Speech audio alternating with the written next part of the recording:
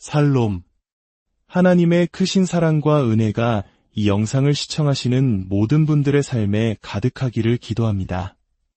잠시 시간을 내어 이 귀한 말씀이 더 널리 퍼져나갈 수 있도록 도와주시겠어요? 좋아요와 공유를 통해 우리는 더 많은 영혼에게 하나님의 은혜에 대한 깊은 이야기를 전할 수 있습니다. 또한 구독을 하시면 우리의 믿음을 더욱 굳건하게 할 영적 탐구의 여정을 놓치지 않으실 수 있습니다. 여러분의 작은 손길 하나하나가 하나님 나라를 확장하는 귀한 도구가 됩니다. 이 채널을 통해 주님의 평안과 축복이 여러분과 가정에 항상 함께하기를 소망합니다. 오늘은 기독교 역사상 가장 중요한 질문 중 하나를 깊이 파고들어 보고자 합니다. 바로 인간에게 진정한 자유의지란 무엇인가, 그리고 그 자유의지는 원죄와 어떤 관계에 있는가 하는 문제입니다. 이 심오한 질문에 답하기 위해 우리는 교회 역사상 가장 위대한 신학자 중 한 명으로 꼽히는 인물의 사상 속으로 여행을 떠나려 합니다. 그의 이름은 바로 아우렐리우스 아우구스티누스, 우리가 성 아우구스티누스라 부르는 인물입니다. 교회 역사 1000년 동안, 아니 어쩌면 교회의 전 역사를 통틀어 가장 위대한 신학자를 한 명 꼽으라면 많은 이들이 주저없이 아우구스티누스를 선택할 것입니다. 원죄와 자유의지에 대한 그의 생각은 너무나도 심오하고 중요했기에 초기 교회의 신학적 방향을 설정했고 그 후 수백 년 동안 교회의 사상에 절대적인 영향을 미쳤습니다. 그래서 우리는 오늘 그의 사상을 좀 더 깊이 있게 탐구하는 시간을 가지려 합니다. 지난 시간에는 아우구스티누스와는 정반대의 입장에서 그를 비판했던 펠라기우스와 그의 사상체계인 펠라기우스주의에 대해 알아보았습니다. 교회 역사를 큰 그림으로 본다면 서로 경쟁하며 발전해온 세 가지 주요 신학체계가 있다고 말할 수 있습니다. 바로 펠라기우스주의, 아우구스티누스주의, 그리고 그 중간 지점에 있는 반펠라기우스주의입니다. 이 세 가지 사상의 흐름은 오늘날까지도 다양한 형태로 우리의 신앙에 영향을 미치고 있습니다. 오늘은 그 중에서도 가장 중심이 되는 아우구스티누스의 사상에 집중해 보겠습니다. 그는 위대한 신학자였을 뿐만 아니라 북아프리카 히포의 주교이기도 했습니다. 그리고 종교개혁 시대에 다시 한번 강조되었던 위대한 개념, 솔라 그라티아, 즉 오직 은혜로 구원받는다는 사상의 창시자였습니다. 펠라기우스에게 은혜란 인간이 의로움을 추구하는 과정을 더 쉽게 만들어주는 도움이었지만 반드시 필요한 것은 아니었습니다. 그러나 아우구스티누스에게 은혜는 전혀 다른 차원의 개념입니다. 은혜는 단지 필요한 것을 넘어 우리 안에서 역사하시는 하나님의 은혜의 작용을 통해서만 우리가 타락한 상태와 죄의 속박에서 벗어날 수 있다고 보았습니다. 구원은 전적으로 100% 하나님의 은혜에 달려있다는 것입니다. 아우구스티누스는 자유의지라는 질문에 대해 깊이 고뇌했습니다. 그리고 그의 사상을 이해하기 위해 우리는 그가 제시한 아주 중요한 구분을 먼저 이해해야 합니다. 그것은 라틴어 개념인 리베룸 아르비트리움과 리베르타스의 차이입니다. 리베룸 아르비트리움은 우리가 흔히 말하는 자유의지로 번역됩니다. 선택할 수 있는 능력 그 자체를 의미하죠. 반면 리베르타스는 자유, 즉 참된 의미의 자유, 영적인 자유를 의미합니다. 아우구스티누스가 이 둘을 구분한 핵심은 이것입니다. 인간은 타락한 후에도 여전히 자유의지, 즉 리베룸 아르비트리움은 가지고 있다는 것입니다. 하지만 타락으로 인해 잃어버린 것은 바로 리베르타스, 즉 참된 자유라는 것이죠. 이것이 무슨 의미인지 조금 더 자세히 설명해 보겠습니다. 우리의 생각하는 능력, 즉 이성과 비교해 보면 이해하기 쉽습니다. 하나님은 인간을 생각할 수 있는 마음과 이성을 가진 이성적 피조물로 창조하셨습니다. 동시에 우리에게는 의지라는 기능이 있어서 스스로 무언가를 선택할 수 있는 의지적 피조물로도 창조되었죠. 그런데 아우구스티누스와 성경에 따르면 인간의 타락은 인간 본성의 모든 부분에 영향을 미쳤습니다. 타락으로 인해 우리는 무언가 아주 중요한 것을 잃어버렸습니다. 예를 들어 사도 바울은 신약 성경에서 인간의 마음이 어두워졌다고 말합니다. 신학 용어로는 이를 죄의 지성적 영향이라고 부릅니다. 지성적이라는 말은 마음을 뜻하는 헬라어 누스에서 왔습니다. 즉, 죄가 우리의 생각하는 능력에 미친 영향을 말하는 것이죠. 바울은 우리의 생각이 흐려지고 어두워졌다고 표현합니다. 이는 타락의 영향으로 우리의 명확한 사고력이 손상되었다는 뜻입니다.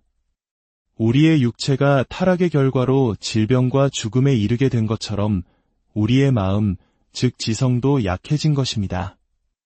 우리는 예전처럼 날카롭고 명확하게 생각하지 못하게 되었습니다.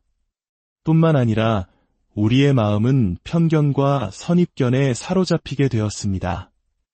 어떤 편견에 사로잡히면 우리는 사물을 있는 그대로 보지 못하고 우리의 왜곡된 욕망이 우리의 판단을 흐리게 만듭니다. 타락으로 인해 마음이 너무나 약해져서 바울은 자연 상태의 인간은 하나님과 원수가 되었으며 그 생각의 어두움 때문에 스스로의 힘으로는 구원에 이르는 방식으로 하나님을 알 수 없다고까지 말합니다. 하지만 여기서 중요한 점은 타락했다고 해서 인간이 마음 자체를 잃어버린 것은 아니라는 사실입니다. 우리는 여전히 생각할 수 있는 능력을 가지고 있습니다. 여전히 추론할 수 있고 2 더하기 2가 4라는 것을 계산할 수 있습니다. 비록 타락 이전보다 더 어렵고 실수를 많이 할 수는 있겠지만 생각하는 기능 자체는 죄로 인해 부정적인 영향을 받았을지언정 파괴되지는 않았습니다. 자, 이제 의지로 돌아와 봅시다. 아우구스티누스는 이와 똑같은 방식으로 우리의 의지를 설명합니다. 타락이 우리의 의지, 선택, 의사결정 능력에 심각한 손상을 입혔지만 의지 그 자체를 파괴하지는 않았다는 것입니다. 인간은 여전히 선택하는 능력을 가지고 있습니다. 우리는 매일 선택을 하며 우리의 의지를 사용합니다. 점심으로 무엇을 먹을지, 어떤 옷을 입을지, 어떤 길로 갈지 선택합니다. 우리는 선택하는 의지적 존재입니다. 따라서 우리가 여전히 선택할 능력을 가지고 있다는 점에서 우리는 여전히 의지를 가지고 있습니다.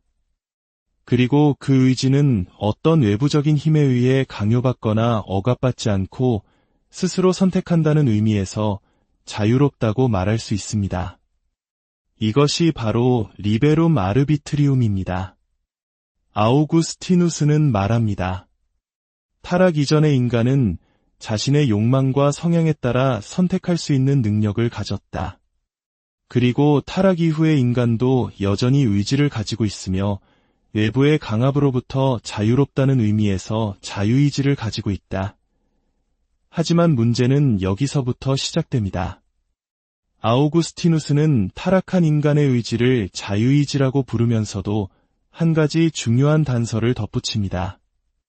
그 자유의지는 이제 악한 의지가 되었다는 것입니다. 우리는 여전히 우리가 원하는 것을 할 자유가 있습니다.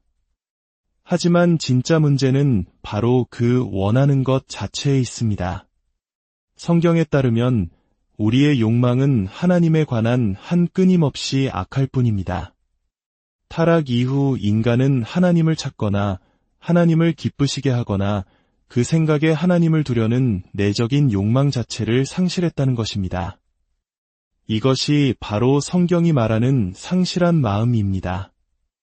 우리 마음 깊은 곳에 하나님의 거룩한 것들에 대한 근본적인 적대감이 자리 잡고 있어서 우리 스스로에게 선택권이 주어진다면 우리는 결코 하나님을 선택하지 않을 것입니다. 왜냐하면 우리는 하나님을 원하지 않기 때문입니다. 이것이 바로 아우구스티누스가 리베룸 아르비트리움과 리베르타스를 구분하며 씨름했던 문제입니다. 인간은 여전히 원하는 것을 선택할 능력, 즉 자유의지는 가지고 있습니다. 그러나 그의 생각과 삶 속에 하나님을 원하지 않으며 하나님의 것들에 대한 갈망이 전혀 없는 영적으로 죽은 상태이기 때문에 그에게는 이제 리베르타스, 즉 참된 자유가 없다는 것입니다.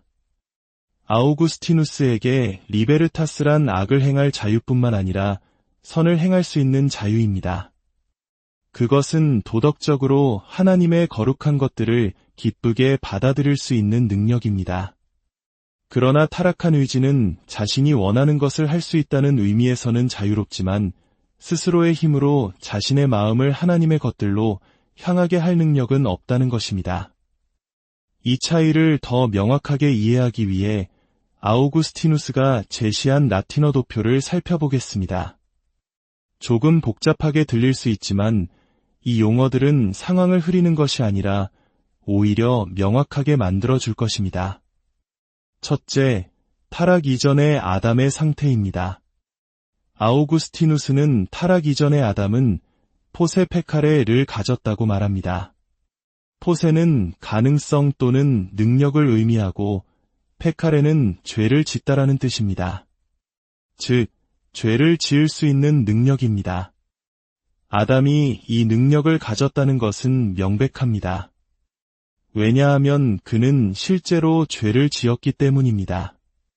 그가 한 행동은 분명 가능했기에 할 수 있었던 것이죠.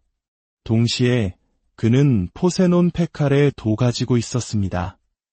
이것은 죄를 짓지 않을 수 있는 능력을 의미합니다. 그는 자신이 내리는 결정에 따라 죄를 지을 수도 짓지 않을 수도 있었습니다. 이것이 타락 이전 아담의 자유의지의 기본 구조였습니다. 둘째, 타락 이후의 인류의 상태입니다. 이것이 바로 가장 논쟁적인 부분입니다. 아우구스티누스는 타락 이후의 인간의 상태를 논포세논 페카레라고 설명합니다. 라틴어에서 부정이 2번 사용되어 조금 혼란스러울 수 있습니다. 논은 아니다라는 뜻입니다. 풀어보면 죄를 짓지 않는 것이 가능하지 않다는 의미입니다. 즉, 죄를 짓지 않고는 살 수 없는 상태를 말합니다. 이것이 바로 아우구스티누스가 설명하는 원죄의 도덕적 상태입니다. 타락의 결과로 우리는 본래의 의로움과 순수함을 잃어버렸고 도덕적 부패에 깊이 빠져서 이제는 죄 없는 삶을 사는 것이 불가능하게 되었다는 것입니다. 세상 사람들도 실수하는 것은 인간이고 용서하는 것은 신이다 라거나 완벽한 사람은 아무도 없다고 말합니다. 그런데 완벽한 사람은 아무도 없을까요? 왜 흠없고 죄 없는 삶을 산 사람이 단 한 명도 없을까요?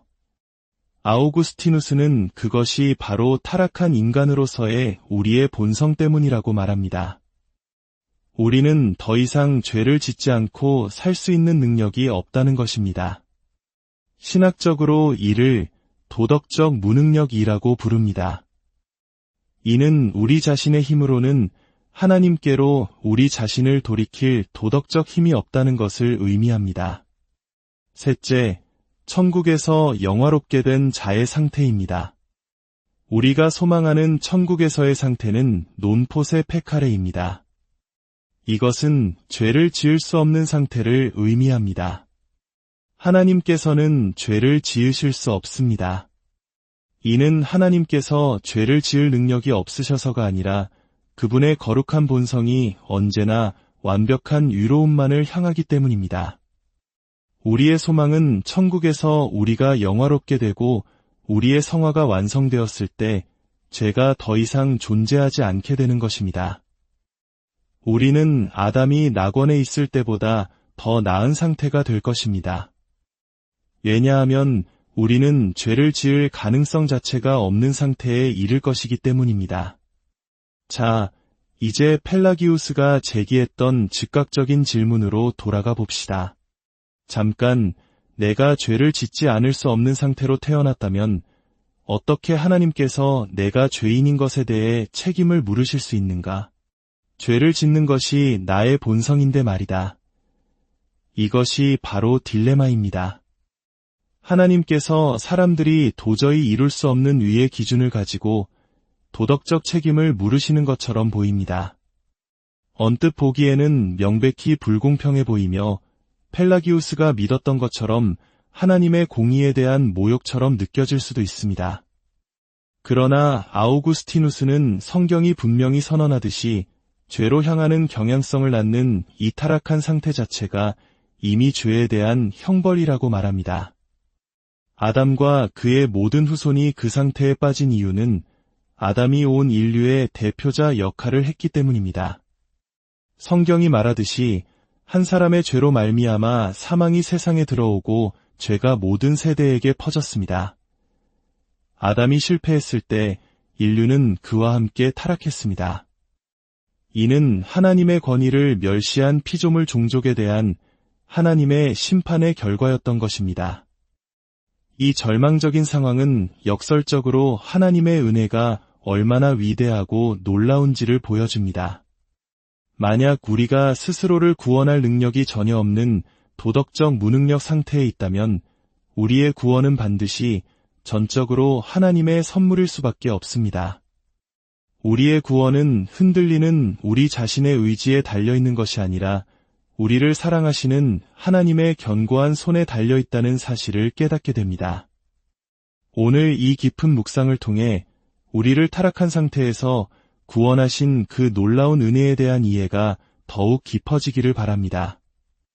여러분의 삶에 하나님의 평안과 힘이 넘치시기를 기도합니다.